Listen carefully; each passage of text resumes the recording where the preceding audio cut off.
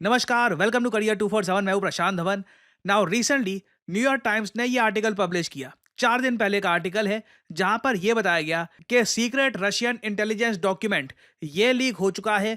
और इससे पता लगता है कि रशिया की एफएसबी ये बहुत ज्यादा चिंतित है चाइना के राइज को लेकर। रशिया एक्चुअली चाइना को एक एनिमी की तरह देखना स्टार्ट कर चुका है। इवन दो व्लादिमीर पुतिन और शी जिनपिंग ये काफी बार इकट्ठा दिखते हैं, जब भी ये दोनों मिलते हैं तो काफी बात होती है कि बड़े प्रोजेक्ट्स करेंगे, चाइना रशिया पूरी दुनिया बदल देंगे। बट इंटरनली रशिया बहुत ज्यादा इनसिक्योर है चाइना के राइज को लेकर। नाउ मैंने इनिशियली इस टॉपिक पर वीडियो नहीं बनाई।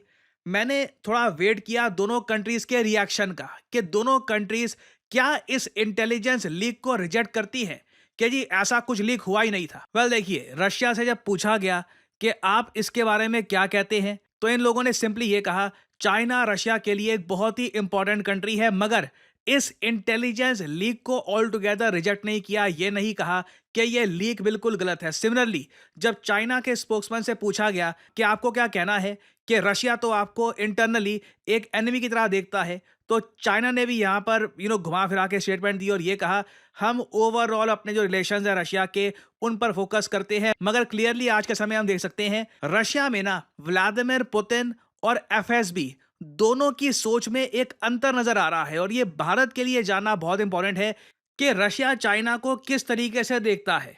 क्योंकि 2023 में मैं आपको ये बता दूं, रशिया का एक बहुत ही फेमस फॉरेन पॉलिसी डॉक्यूमेंट सामने आया था।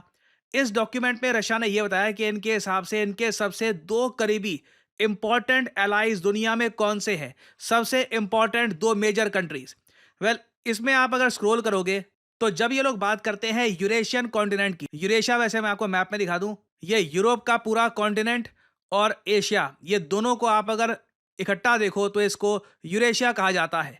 तो यूरेशिया में जब रशिया ने देखा कि इनके सबसे दो इंपॉर्टेंट कंट्रीज कौन से हैं, तो ये दो नाम सामने आए, the People's Republic of China and the Republic of India. Belarus तो खैर एक रिलेटिवली छोटा देश है, मगर जब बड़े देशों की बात आती है तो रशिया के लिए दो सबसे इंपॉर्टेंट एलाइज हैं, इंडिया और चाइना। और जियोपॉलिटिकल सर्कल्स में काफी बार सवाल यह पूछा जाता था कि कल को मान लीजिए भारत और चीन ही आपस में लड़ पड़े, तो उस केस में रशिया का स्टांस क्या होगा, वेयर विल रशिया स्टैंड। और अब जो रीसेंट लीक डेटा सामने आया है, जो एक रिपोर्ट सामने आई है जो न्यूयॉर्क टाइम्स ने पब्लिश कर दी है, बाय द वे आप अगर यहाँ पर यह सोच रहे हैं कि रशिया की एफएसबी चाइना के बारे में क्या सोचती है, यह रिपोर्ट लीक कैसे हो गई, ये बात देखिए न्यूयॉर्क टाइम्स ने वेट करी है, कंफर्म की है अपनी तरफ से कि एक हैकर ग्रुप है, उसने जब बहुत सारा डेटा एफएसबी का निकाला, उसमें जब ये जांच पड़ताल कर रहे थे वहां पर यह डॉक्यूमेंट मिला। सिमिलर टाइप का डॉक्यूमेंट 2024 में भी मिला था। तो मैं ये कहूंगा this is very much confirmed. ये कोई ऐसा नहीं है कि यूएस कुछ प्लान कर रहा है स्टोरी ताकि रशिया चाइना आपस में लड़ पड़े। This is pretty much real. 2024 में भी मैं आपको बता दूं, फाइनेंशियल टाइम्स ने एक लीक डॉक्यूमेंट दुनिया के सामने रखा था, जहां पर यह भी बताया हुआ था कि रशिया का एक कंटेंजेंसी प्लान है कि कल को अगर मान लीजिए चाइना अचानक से रशिया पे अटैक करता है, तो उस केस में रशिया न्यूक्लियर वेपन्स कैसे यूज करेगा अगेंस्ट चाइना। और अगर आप सोच रहे हैं कि क्या रशिया में इतनी ज्यादा फ्रस्ट्रेशन है चाइना को लेकर, सरफेस पे कुछ दिख रहा है, इंटरनली कुछ और है, आप अगर न्यूयॉर्क टाइम्स की रिपोर्ट पढ़ोगे तो इसमें ये की पॉइंट सामने आते हैं। साल 2022 में जो एफएसबी है, अब ना एफएसबी कई लोग सोचते हैं ये क्या है, जिस तरीके से यूएसए में सीआईए है ना, उसी तरीके से रशिया में एक टाइम पर केजीबी हुआ करती थी। एक्चुअली केजीबी सीआईए से भी ज्यादा पावरफुल है। कहा जाता है कि केजीबी एक टाइम पर यूएसएसआर और इवन रशियन फेडरेशन को चलाती थी। जो भी प्रेसिडेंट बनता था वो कहीं ना कहीं से केजीबी से जुड़ा हुआ होता था। केजीबी इंटरनल और एक्सटर्नल हर जगह एक आप कह लीजिए शैडो गवर्नमेंट थी रशिया की। नाउ केजीबी खत्म हो गया था साल 1991 में। कई जो पुराने जियोपॉलिटिक्स जिन्होंने कुछ पुरानी किताबें पढ़ी हुई हैं वो रिपीट करते रहते हैं केजीबी केजीबी, जबकि आज के समय 2025 में केजीबी नाम का कोई संगठन नहीं है। KGB is now FSB. तो जब हम बात करते हैं एफएसबी की, तो मतलब कि रशिया की कोर इंटेलिजेंस, व्लादिमीर पुतिन खुद आप अगर देखो तो एक एफएसबी एजेंट रह चुके हैं। मगर पुतिन का जो पर्सनल ओपिनियन है चाइना को लेकर वो ये है कि इनके साथ बिल्कुल फ्रेंडली रिलेशंस बना के रखने चाहिए, या फिर हम ये अज्यूम कर लेते हैं कि पुतिन एक दिखावा करते हैं दुनिया के सामने के शी जिनपिंग के साथ उनके रिलेशंस बहुत अच्छे हैं। इंटरनली रशियंस में काफी फ्रस्ट्रेशन है इस बात को लेकर कि लगातार चाइना की इंटेलिजेंस, जिसके पास ज्यादा बजट है कंपेयर टू रशियन इंटेलिजेंस, ये रशिया के एजेंट्स को आराम से खरीद लेते हैं, गद्दार वहाँ पे बहुत सारे बना लेते हैं और उसके बाद रशिया की जो भी एक्टिविटीज़ है उस पर स्पाइंग करते हैं। रशिया के जो प्रोजेक्ट्स हैं, जो इनके डिफेंस मैन्युफैक्चरिंग के प्रोजेक्ट्स हैं, उस पर स्पाइंग करते हैं ताकि सिमिलर टाइप का इक्विपमेंट चाइना जल्दी बना ले। फिर देखिए एक बहुत ही ज़रा कड़वा सच ये है रशिया और चाइना के बीच में कि दोनों कंट्रीज़ का एक बहुत ही डीप बाउंड्री डिस्प्यूट है, चाहे इंटरनेशनल बॉर्डर चाइना ने सेट कर ली हो ना। कई लोग ये कहते हैं कि काश इंडिया चाइना की ना इंटरनेशनल बॉर्डर तय हो जाए। चाइना जिस मेंटेलिटी का कंट्री है ना, मैं आपको ये बता दूं, इंटरनेशनल बॉर्डर जिस दिन तय हो गई ना, उसके बाद भी वॉर कभी होगी नहीं, इसकी कोई गारंटी नहीं है।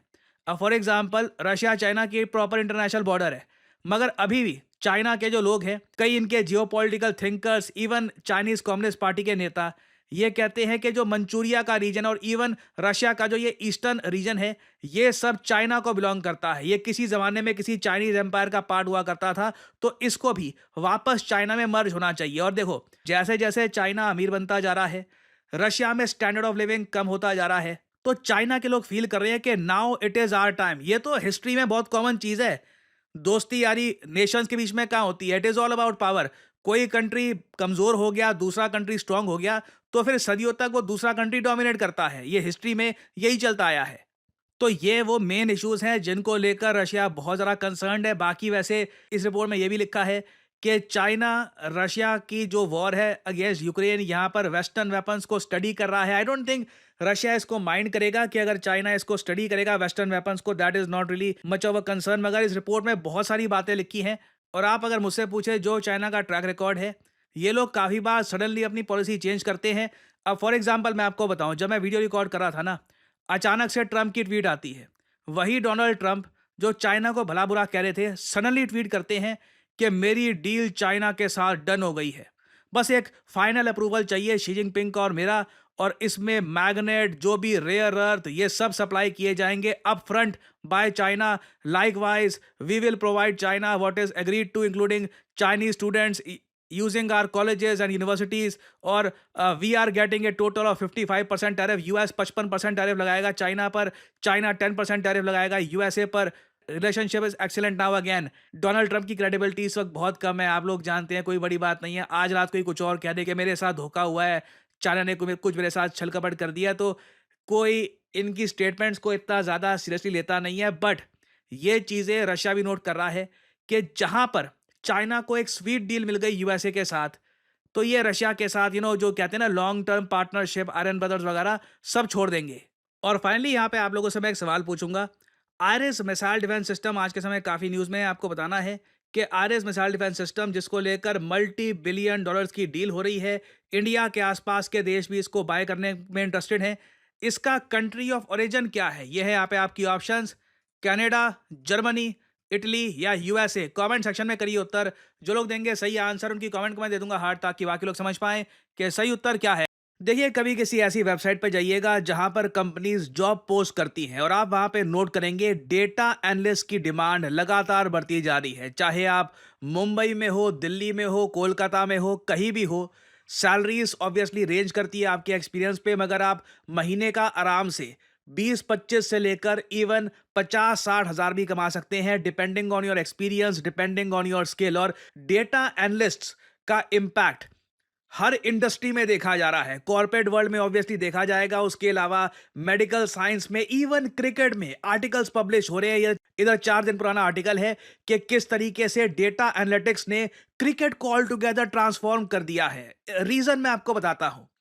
मैं आपको पहली बार दिखाता हूं कि डेटा एनालिस्ट की स्किल अगर किसी के पास आ जाए तो वो डेटा को कैसे प्रेजेंट कर सकता है। एक बार आपके पास डेटा एनालिस्ट की स्किल आ गई तो आप ये सब कुछ बना सकते हैं। आप देख पाओगे कितने खूबसूरत तरीके से आप एक कंपनी का प्रॉफिट, एक कंपनी के किस महीने में कितना रेवेन्यू गया, मार्केट शेयर कितना है, ये डिटेल में बना सकते हैं। अगेन, ये सिर्फ ऐसा नहीं है कि बस आपने ये बस कलर स्कीम चूज करी और डेटा डाल दिया। इसमें फॉर्मूलाज, इसमें किस तरीके से डेटा आप डालोगे, किस तरीके से डेटा आप प्रेजेंट करोगे, सब कुछ मैटर करता है। और कंपनीज आज के समय ऐसे लोगों को पैसा देने के लिए तैयार है जो डेटा उनको इस तरीके से इस फॉर्म में उनके सामने प्रेजेंट करे, ताकि कंपनीज डिसाइड कर पाए कि फ्यूचर में उनको क्या करना है, फ्यूचर में उनको कहाँ जाना है। करियर 247 का जो डेटा एनालिस्ट कोर्स है, इसकी मदद से ऑलरेडी कई हमारे स्टूडेंट्स ऐसे प्रोजेक्ट्स बनाने के काबिल हो चुके हैं। ये हमारे ही एक स्टूडेंट का आपको मैं